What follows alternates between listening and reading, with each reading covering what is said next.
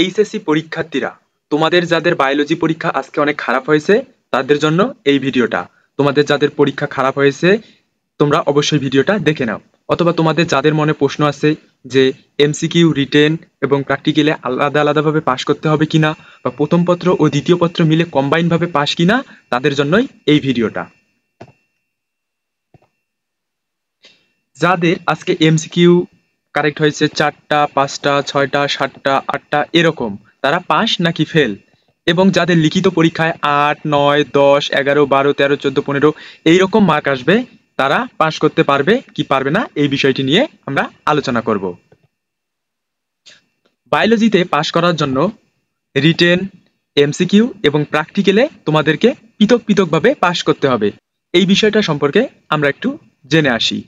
তোমাদের এইচএসসি পরীক্ষার জন্য মাধ্যমিক ও উচ্চ মাধ্যমিক শিক্ষা বোর্ড কর্তৃক যে একটা রুটিন দেওয়া আছে, সেই রুটিনটার যদি আমরা একটু নিচের দিকে যাই, এইখানে দেখো দেওয়া আছে কিছু বিশেষ নির্দেশাবলী। তো আমরা এই বিশেষ নির্দেশাবলীর যদি 7 নাম্বার অপশনটা একটু দেখি, 7 নাম্বার অপশনটা এখানে দেখো কি বলা আছে।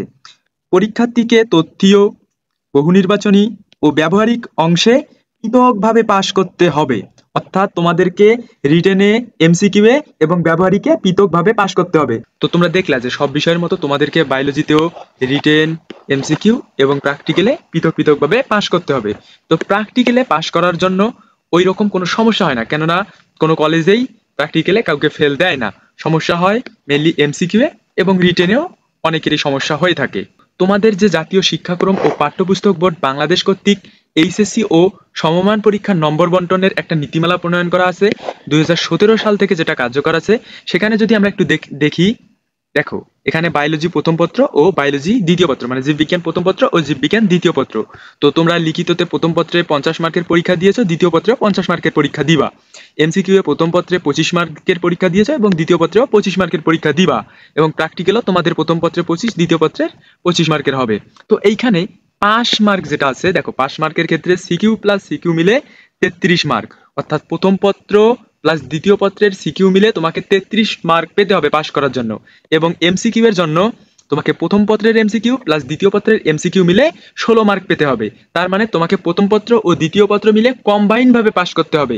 প্রথম পত্রে আলাদা কিংবা দ্বিতীয় পত্রে আলাদাভাবে তোমাকে পাস করতে হবে না। তো রিটেনের পাস মার্কটা কিভাবে আসে আমরা একটু যদি দেখি।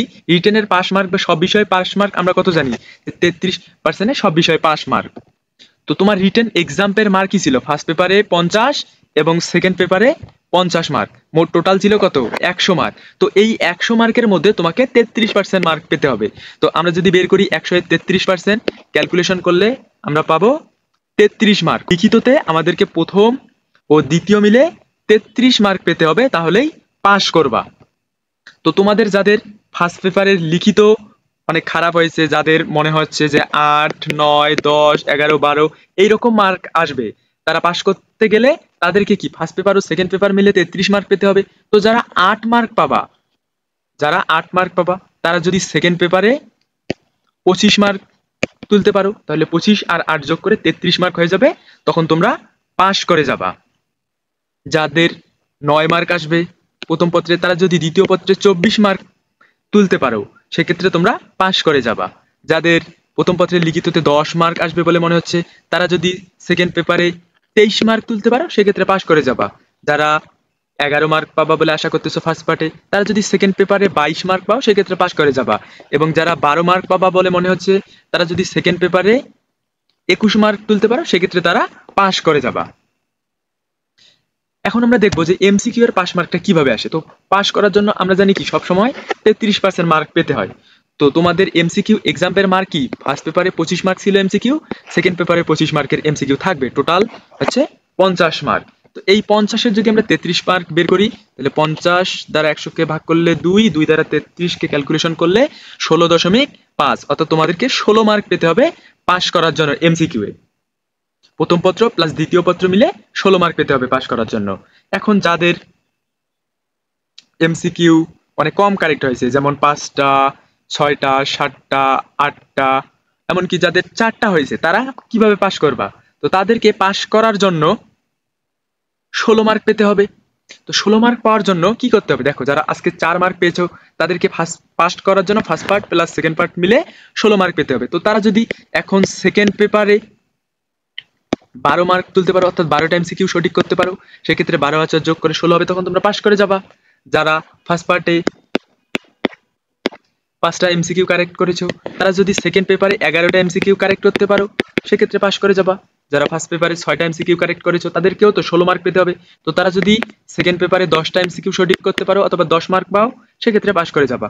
যারা 7টা এমসিকিউ কারেক্ট করেছো আজকে, তারা যদি সেকেন্ড পেপারে 9টা এমসিকিউ কারেক্ট করতে পারো, তাহলে 7 আর 9 যোগ করে 16 হবে, পাস করে যাবা। যারা 8টা এমসিকিউ কারেক্ট করছো বা 8টা এমসিকিউ সঠিক হয়েছে, তারা যদি সেকেন্ড পেপারেও 8টা এমসিকিউ কারেক্ট করতে পারো, সেক্ষেত্রে তোমাদের 16 মার্ক হয়ে যাবে এবং তোমরা পাস করে যাবা। তো তোমাদের মনে কোনো প্রশ্ন আছে কিনা, তোমাদের কয়টা এমসিকিউ সঠিক হয়েছে, তোমরা পাস করতে পারবা কিনা, বা তোমাদের সেকেন্ড পেপারে কত মার্ক তুলতে হবে পাস করার জন্য, এই বিষয়ে যদি কোনো তোমাদের সমস্যা থাকে তাহলে তোমরা কমেন্টে জানাই দিতে পারো।